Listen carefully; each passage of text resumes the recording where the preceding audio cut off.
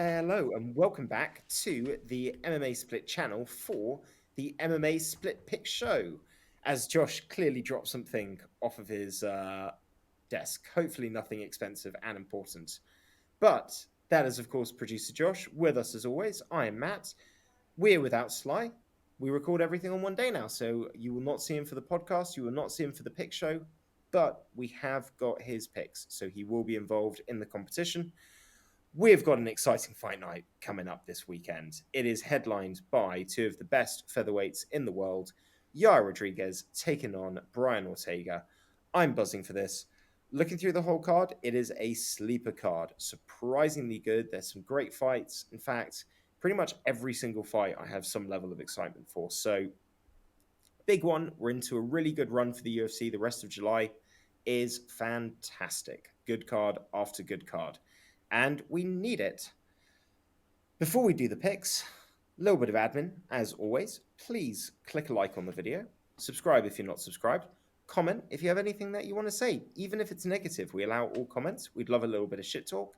And if you want to leave your own picks for the fights coming up, feel free. We will give you a shout out if you do better than us in next week's show.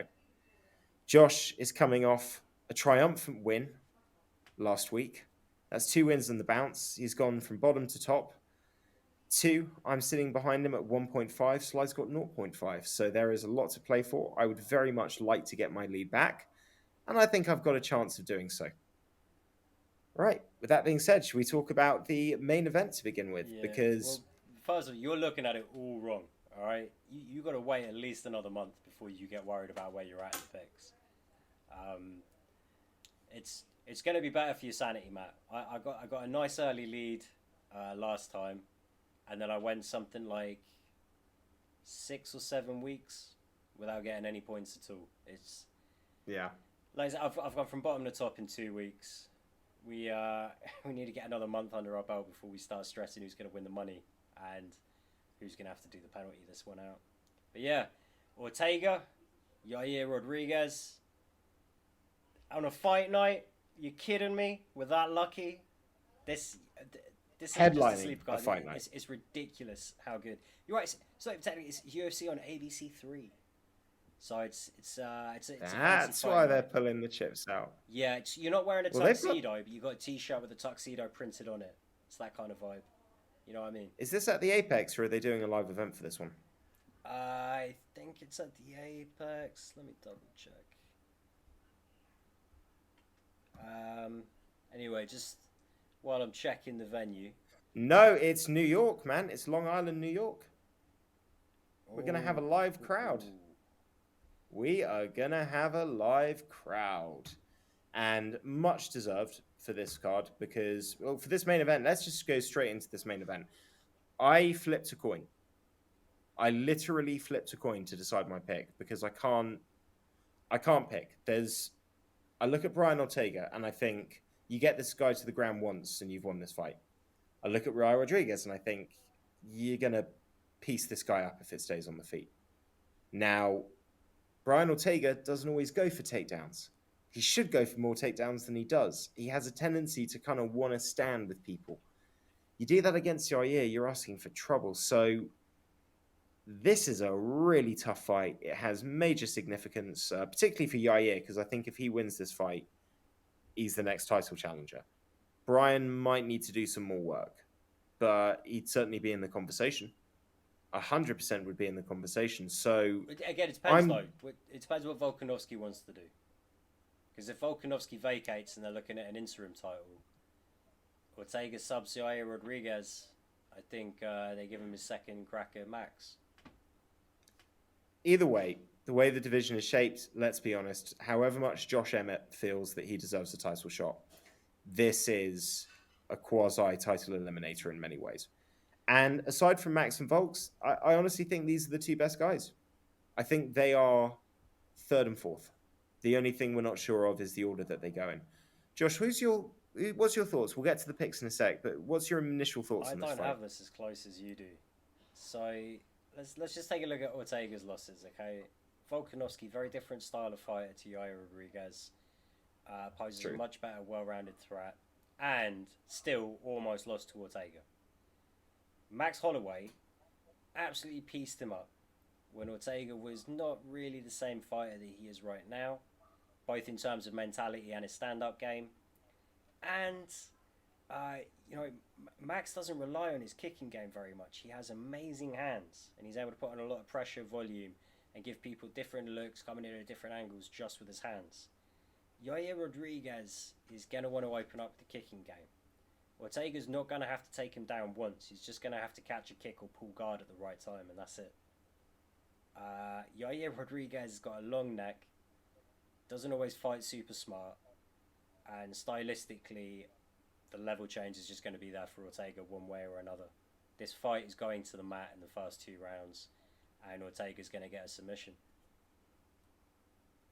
Ortega eats a lot of shots on the feet, and he has a tendency to not implement his jiu-jitsu as much as he should.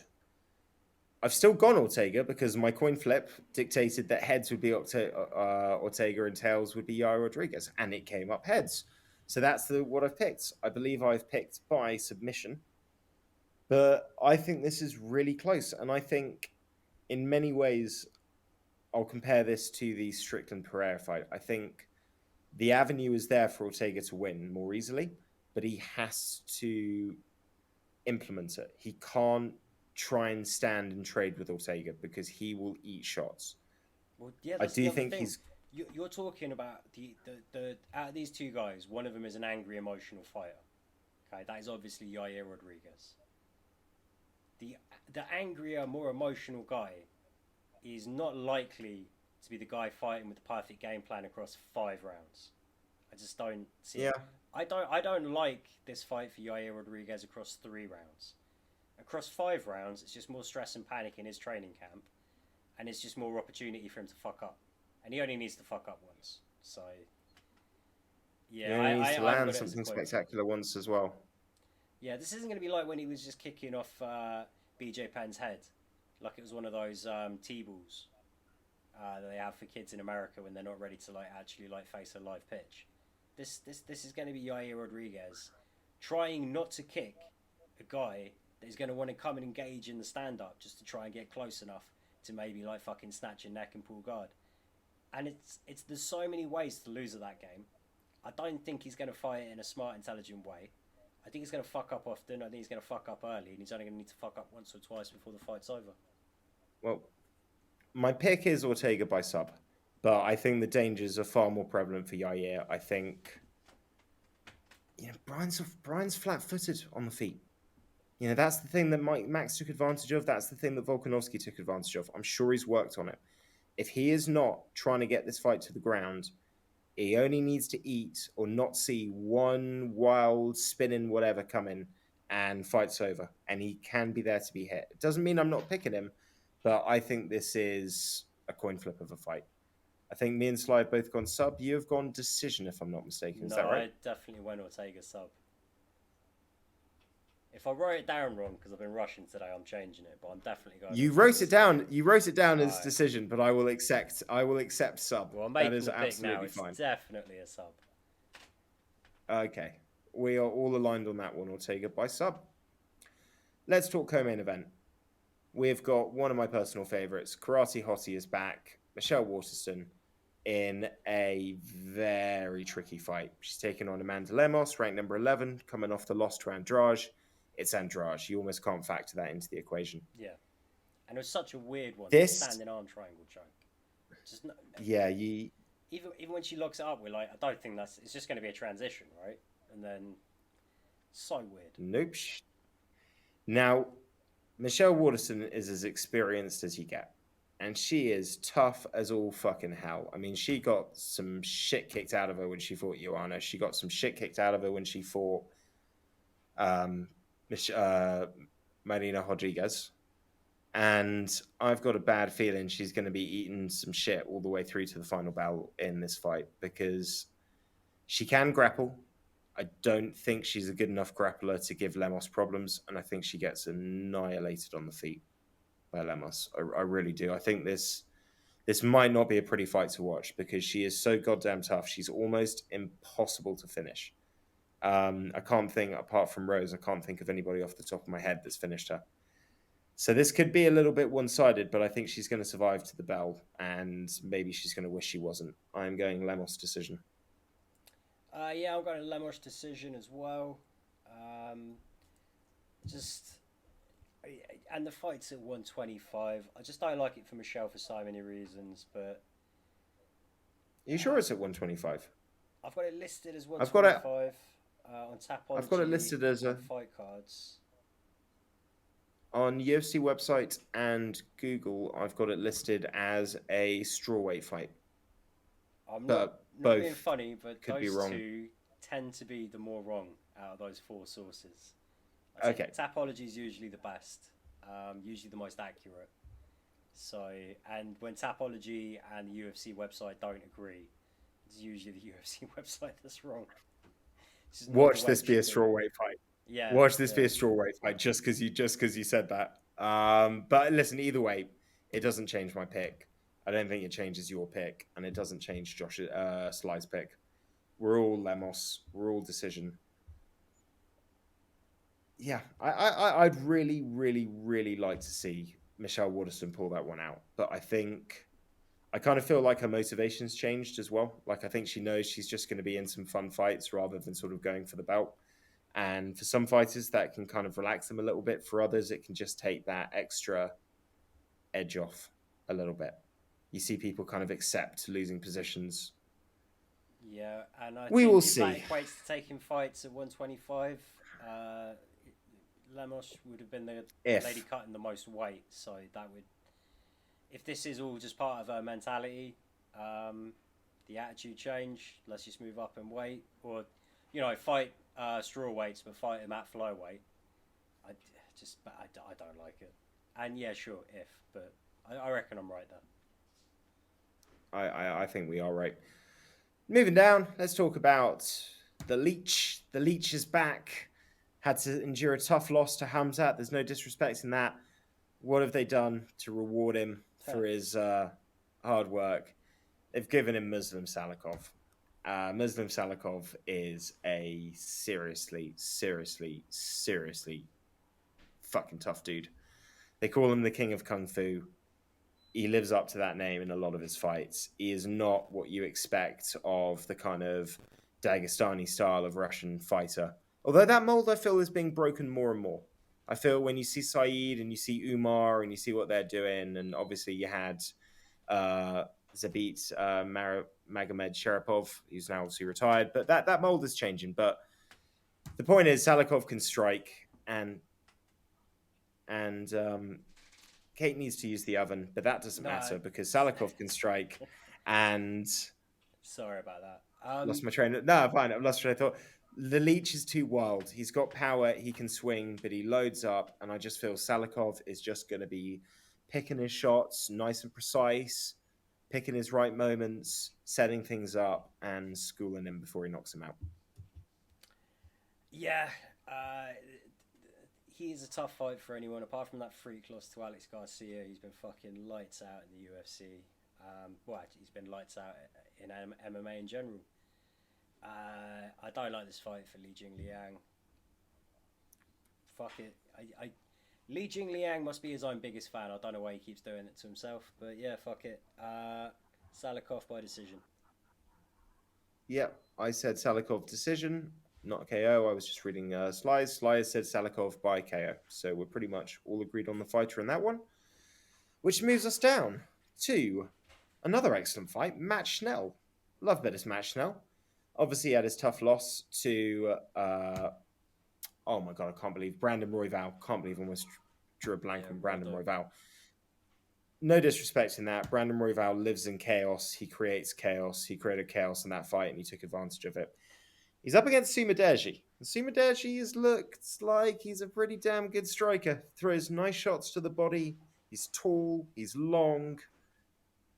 This is another very close fight, but I'm edging it towards Matt Schnell, only on the basis that I think he's more well-rounded. I think the grappling and the jiu-jitsu is going to come into this. If he wants to win this fight, he needs it to, because I don't think he's going to outstrike Sumadeji. But I think he's going to mix it up and get it done. I'm saying Matt Schnell. I think I said decision. I think this is Sumadeji's fight to lose. I think Matt Schnell is a fighter I've always been a big fan of, but he's a little slow and he's a little wild with his entries and his approach. And frankly, he gets caught too often. And even though he doesn't get knocked out that much, he looks like he's going to get knocked out in an awful lot of his fights. Sumadaji is not the kind of guy you want to have a chinny moment against. And I don't know, I was kind of going back and forth on whether or not I think my boy called Sue's going to get a knockout. In the end, out of respect for Schnell's overall game and fight IQ, I've downgraded it to a decision. But I'm going Sumadaji. Which way's So you're going Sly Sumadaji. going? Sly is interesting going Schnell by KO. I'm going Schnell by decision. So you're on your own with Sumadaji there. Be interesting to see if that one ends up paying off for you. I think I've got quite a bit of separation from you and Sly this week. So Yeah, Sly's very similar to me. He's only got one fight difference, which is coming up for me. A few methods are different, but obviously those won't come into the equation with me and him if there's only one separation on the fight pick. Right, let's talk about Shane Burgos taking on Charles Jourdain. This is a seriously fun fight, man. I mean, they've got two guys that throw caution and defense to the wind, look for the finish, look to put pressure on.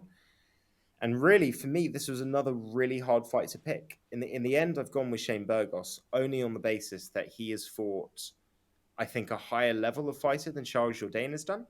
I think there's things that Jourdain's gotten away with against lower unranked guys that I'm not sure he's going to be able to get away with Shane. And Shane's had his learning moments. He had the Emmett fight. Obviously, Emmett's ranked in the top 4 at the moment, top 5. And, the loss to the losses to Calvin Cater and to Barbosa. yeah, But those are top level guys to lose to. And I do feel every time he's fought since, he always seems to learn something from the experience. Like he's a real student of the game. And I think that's going to end up paying off. I think he's going to be a little bit less wild, a bit more controlled. And in the end, he's just so big. I think he's going to have a size and power advantage.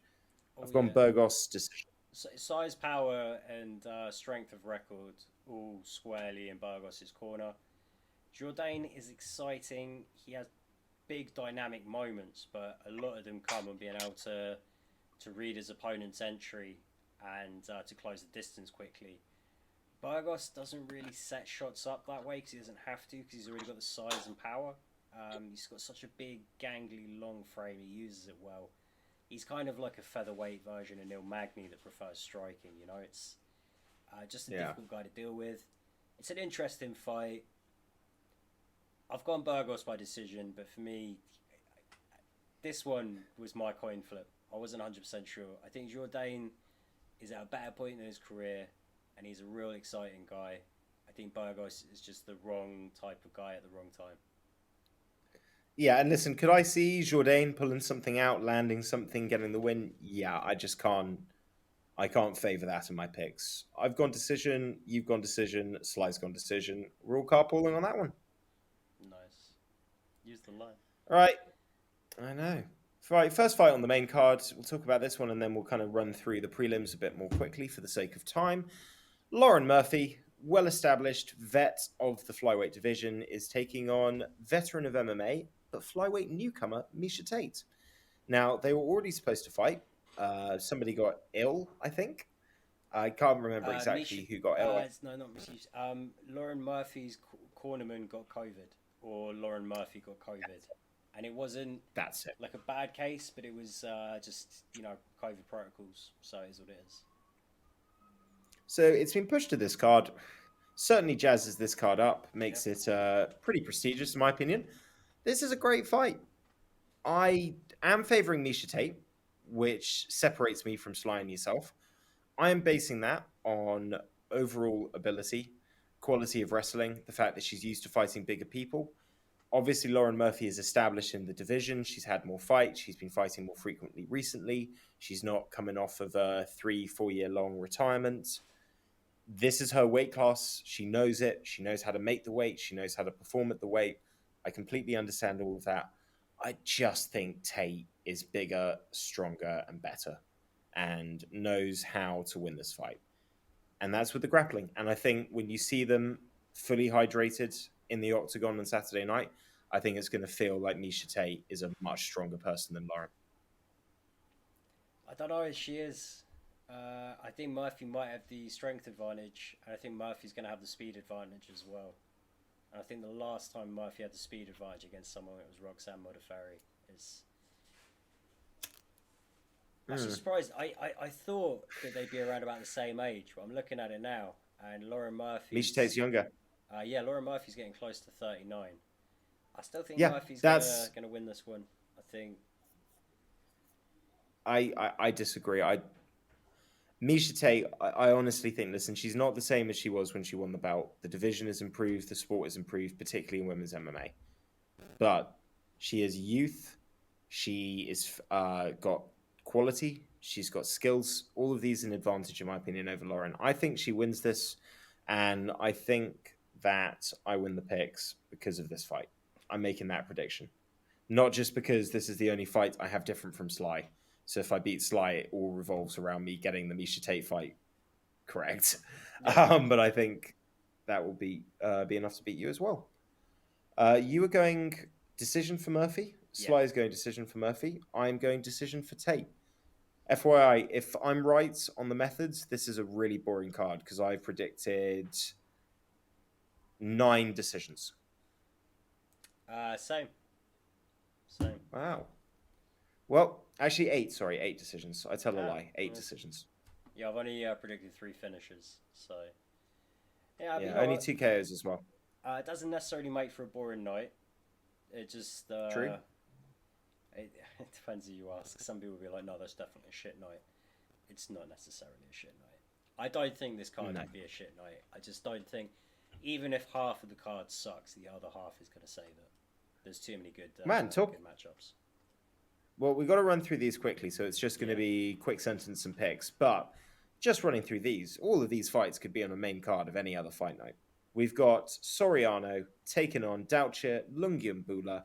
Soriano coming off a couple of tough roads out, but he's still a really talented fighter. I like him. I'm picking him to win this fight against Doucher, who is big, powerful, but I think a little bit one note. Yeah, and do you know what? Fucking Puna lost to Brendan Allen, fair enough, and then a split decision with Nick Maximov, not a big fucking deal. The only thing that really surprised me on this one is Puna's pulling in as a pretty sizable favourite right now on the betting line.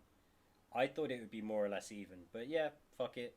I've gone Soriano by just KO. KO. So this is one of my 3 You and finishes I Sly? predicted.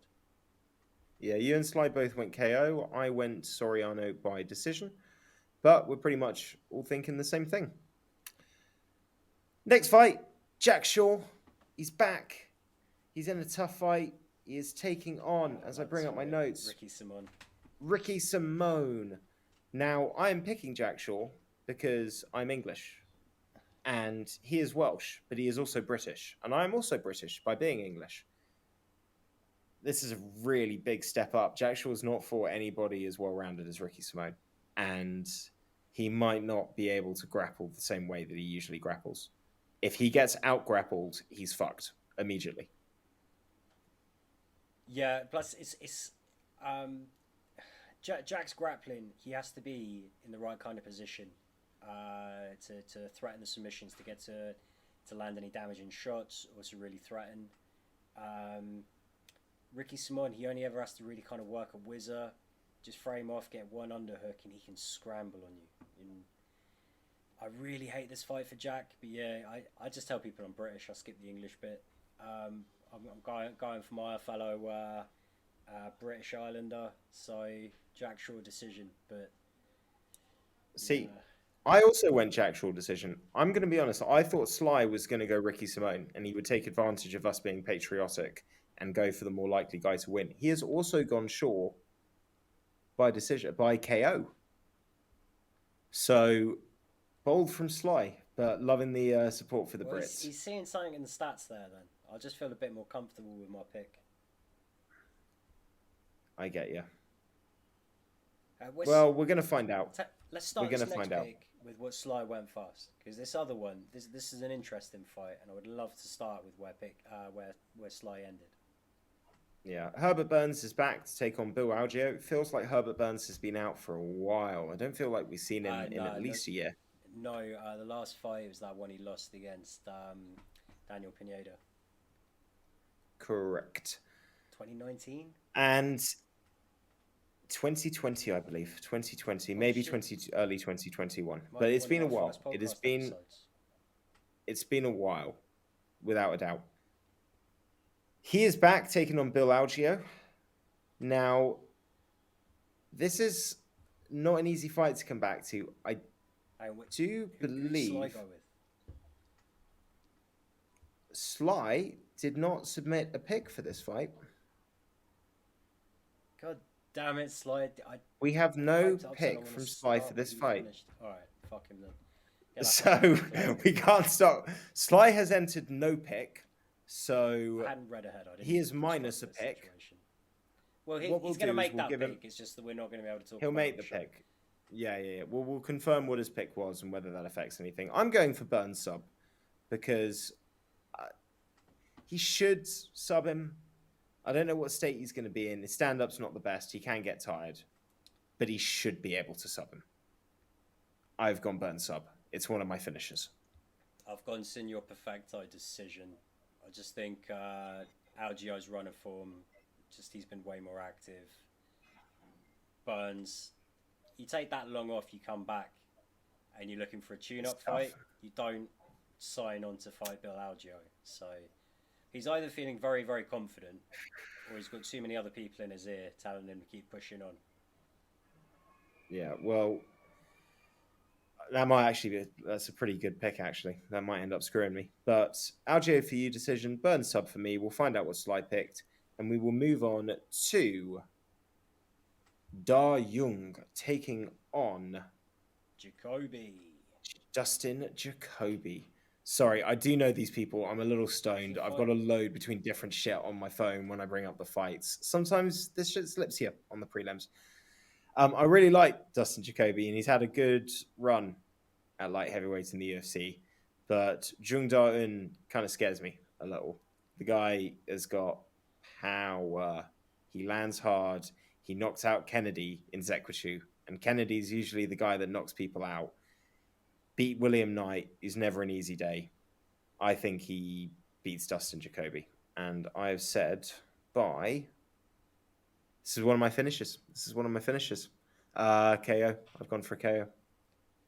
I could see it. For me, this is still a coin flip, right? Because the way I see it, Jacoby's good enough to squeak by on a decision. Or he's going to get knocked the fuck out trying not to lose a decision. So I see it as a very close fight, although I was also like a coin flip. I'll go Dian Young, knockout, Jacoby decision. I've gone Jacoby decision. Gives us some separation. But yeah. Actually, you and me have This got quite a could be bit a of fight. separation on this one. You Yeah. said decision for Justin. I have said KO for Jung, and Sly said KO for Jung, which moves us on. Final two fights on the card. The return, the always entertaining Dwight Grant. He is taking on Dustin Stoltzfus.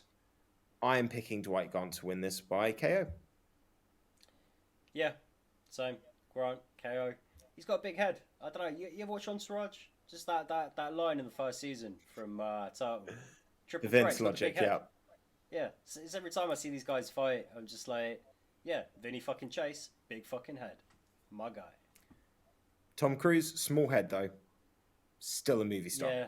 Also, the big head thing doesn't always work very well in combat sports. It's just a bigger target, ultimately. Yeah, fuck it. This is true. It's kind of one way or the other. We've all gone Grant.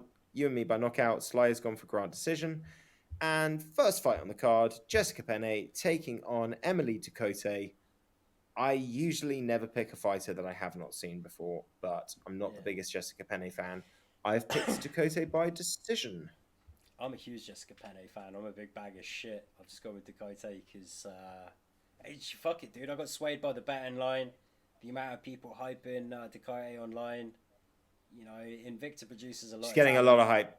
Penne's She's getting a lot of hype. 10 years older, I think. And Yeah. although she has been looking okay, you know, it's 2 wins, but it's really more like 1.5, and it's, you know. Agreed. Yeah. Anyway, fuck it. We are all following the same logic on that one. But that's it. that's the picks. That's the card. For the love of God, hopefully Sly doesn't win. We will find out what his pick is. Hopefully I win. Hopefully, really, Josh doesn't win because that puts him in the lead. He's already in the lead. What am I talking about? He can't win. He says, but a lead makes you feel better. Guys, like if you're enjoying the content, comment if you're not. Leave your picks if you want to leave a comment as well. Actually, we will give you a shout out if you do better than us. Yeah, except we didn't give any shout outs for Tom or Dave, who have both submitted picks in recent weeks. I'm not uploading the podcast at the moment, so that is Josh's responsibility to remind me of. Comments. All right, we can all read the comments. I can't. No one comments on it. Shout out to Tom and Dave. Shout out to Dave. Neither of you beat us. And also, if you want a proper shout out, if you really want to go toe to toe with us, I'm going to want to see picks for all the fights. All right. If you just submit picks for the main cards, you know we'll say fair play if you beat us, but it's not the same. All right. It's not the same. If you don't feel like putting in the job work, half done. Guess. Do it arbitrarily. Pretty sure that's how Sly keeps beating us. Pretty much. Fighting is hard to predict. That's why we love it. Guys, that's the show for today. We will be back next week for a very exciting preview of UFC London returning for July 23rd. We'll also be back with the podcast, rounding up everything that we are about to see this Saturday night. So looking forward to that. Enjoy the fights, guys. And as always, bye Dave, bye Laurie, bye Trifo. Bye Laurie, bye Dave.